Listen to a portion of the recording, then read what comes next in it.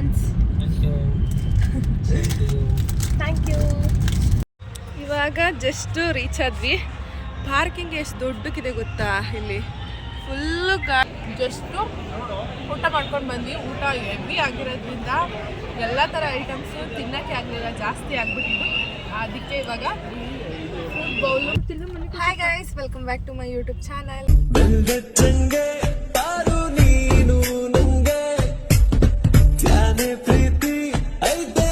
ಎಲ್ಲರೂ ಹೇಗಿದ್ದೀರಾ? ಯೋಪ್ ಎಲ್ಲರೂ ಆರಾಮಾಗಿದ್ದೀರಾ ಅಂತ. ನಾನು ಕೂಡ ಸೂಪರ್ ಆಗಿದ್ದೀನಿ. ಎಷ್ಟೋ ದಿನಗಳ ನಂತರ ಇವತ್ತು ವ್ಲಾಗ್ ಮಾಡ್ತಾ ಇದ್ದೀನಿ. ಇವತ್ತೇನಪ್ಪ ವಿಶೇಷತೆ ಅಂದರೆ, ಆಲ್ರೆಡಿ ಸಂಡೇ ಮುಗ್ದೋಗ್ಬಿಟ್ಟಿದೆ. ಇವತ್ತು ಒಂದು ರಿಸೆಪ್ಷನ್ ಇತ್ತು ನಮ್ಮ ರಿಲೇಟಿವ್ ಅವ್ರದ್ದೇ. ಸೊ ಅದಕ್ಕೆ ಅಲ್ಲಿಗೆ ಹೋಗ್ತಾ ಇದ್ವಿ.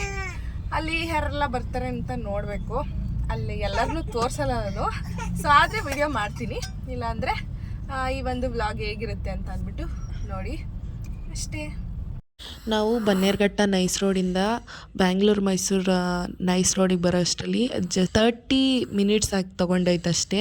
ಬಟ್ ಈ ಒಂದು ರೆಸಾರ್ಟ್ ಇರೋದು ದ ಗ್ರ್ಯಾಂಡ್ ಅರೇನಾ ಅಂತ, ಮೈಸೂರು ರೋಡ್ ಎಕ್ಸಿಟಲ್ಲೇ ಇದು ಇರೋದು.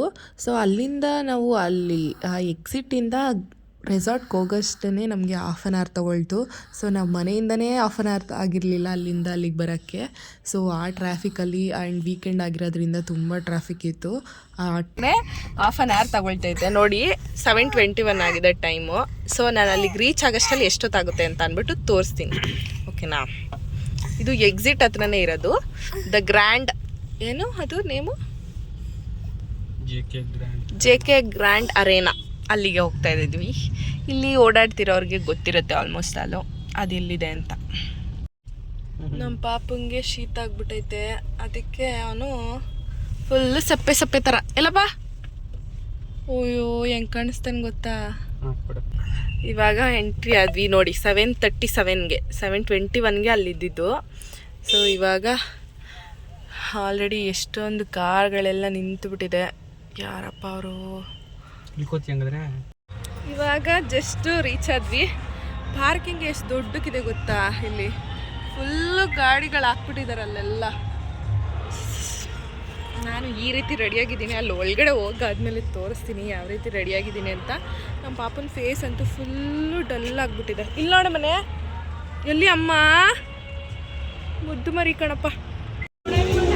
ನೋಡಿ ಎಷ್ಟು ಜನ ಇದ್ದಾರೆ ಅಂದರೆ ಫುಲ್ಲು ಜನ. ಆ್ಯಂಡ್ ಅಲ್ಲಿ ಓಪನ್ ರಿಸೆಪ್ಷನ್ ಥರ ಮಾಡ್ತಿದ್ದಾರೆ. ಬಂದೆ. ಇದು ಫೋಟೋ ಬೂತ್ ಥರ ಮಾಡಿದ್ದಾರೆ ಇಲ್ಲಿ ಫೋಟೋಸ್ ತೆಗೆಸ್ಕೊಳ್ಳೋದು. ಸೊ ತುಂಬ ಜನ ಇದ್ದಾರೆ ನೋಡಿ, ಅಲ್ಲಿ ಎಷ್ಟು ಜನ ಇದ್ದಾರೆ. ಕಾರ್ಗಳಂತೂ ಎಷ್ಟು ಬರ್ತಿದೆ ಅಂದರೆ ಅಲ್ಲೆಲ್ಲ ಬರ್ತಾನೇ ಇದೆ ತುಂಬ. ಸೊ ಇವಾಗ ಊಟಕ್ಕೆ ಹೋಗೋಣ ಅಂತ ಅಂದ್ಬಿಟ್ಟು ಹೋಗ್ತಾ ಇದ್ವಿ. ಇವರೇ ಹುಡುಗ ಹುಡುಗಿ, ಕಂಗ್ರ್ಯಾಚುಲೇಷನ್ಸ್ ಅವರು. ಊಟಕ್ಕೆ ನೋಡಿ ಅಲ್ಲೆಲ್ಲ ಇದೆ, ಎಷ್ಟು ದೊಡ್ಡ ಫ್ಯಾನ್ಸು ಎಲ್ಲ ಕುತ್ಬಿಟ್ಟವ್ರೆ. ನಾವು ಕುತ್ಕೊಂಡಿದ್ದೀವಿ. ಫಸ್ಟ್ ಇಷ್ಟು ಐಟಮ್ಸ್ ಹಾಕಿದ್ದಾರೆ. ನಾವಿವಾಗ ಜಸ್ಟು ಊಟ ಮಾಡ್ಕೊಂಡು ಬಂದ್ವಿ. ಊಟ ಹೆವಿ ಆಗಿರೋದ್ರಿಂದ ಎಲ್ಲ ಥರ ಐಟಮ್ಸು ತಿನ್ನೋಕ್ಕೆ ಆಗಲಿಲ್ಲ, ಜಾಸ್ತಿ ಆಗಿಬಿಟ್ಟಿದ್ದು. ಅದಕ್ಕೆ ಇವಾಗ ಫುಡ್ ಬೌಲು ಮತ್ತು ಐಸ್ ಕ್ರೀಮ್ ತಿಂತಾಯಿದ್ವಿ. ಎಷ್ಟು ಕ್ಯೂ ಇದ್ದಾರೆ ನೋಡಿ, ಆ ಕಡೆ ತೋರಿಸ್ಬಿಡಿ.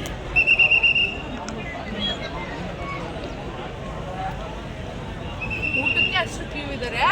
ಆ ಪಾರ್ಕಿಂಗಲ್ಲಿ ಫುಲ್ಲು ಕಾರೆಲ್ಲ ಫುಲ್ ಫಿಲಪ್ ಆಗಿಬಿಟ್ಟಿದೆ. ಮತ್ತು ಇಲ್ಲೆಲ್ಲ ಮುಂದೆಗಡೆ ಎಲ್ಲ ಫುಲ್ ಫಿಲಪ್ ಆಗಿಬಿಟ್ಟಿದೆ. ಅದಕ್ಕೆ ಇವಾಗ ಜಾಸ್ತಿ ರಶ್ ಆಗಿಬಿಟ್ಟಿದ್ದಾರೆ. ಇವಾಗ ಐಸ್ ಕ್ರೀಮ್ ತಿನ್ಕೊಂಡು, ಬೀಡ ತಿನ್ಕೊಂಡು, ಇನ್ನೊಂದು ಫ್ರೂಟ್ ಬೌಲ್ನ ತಿನ್ಕೊಂಡು ಮನೆಗೆ ಹೊರಡಬೇಕು. ಫೋಟೋಸ್ನ ತೆಗೆಸ್ಕೊಂಡು ಹುಡುಗ ಹುಡುಗಿ ಜೊತೆ ಅಷ್ಟೇ.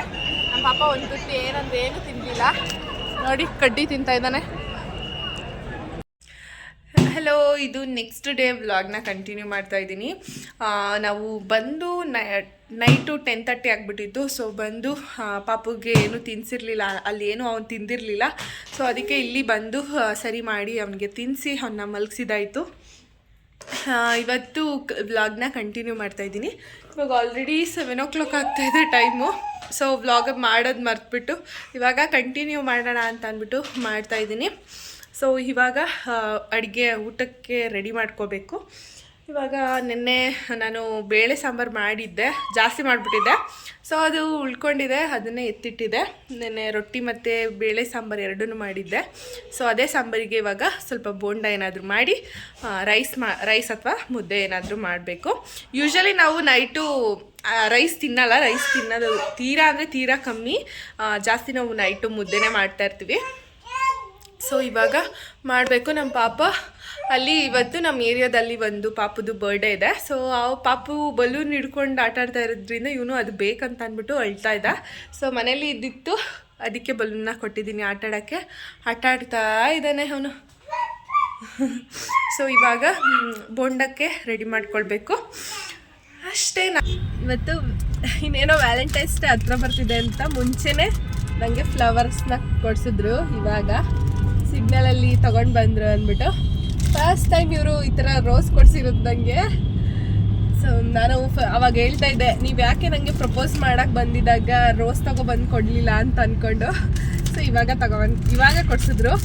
ಫಸ್ಟ್ ಟೈಮ್ ನನಗೆ ಯಾರೋ ಇದನ್ನ ಕೊಡಿಸಿದ್ದಂದರೆ ನನ್ನ ಲೈಫಲ್ಲಿ. Thank you so much. Happy Valentine's day in advance. Thank you.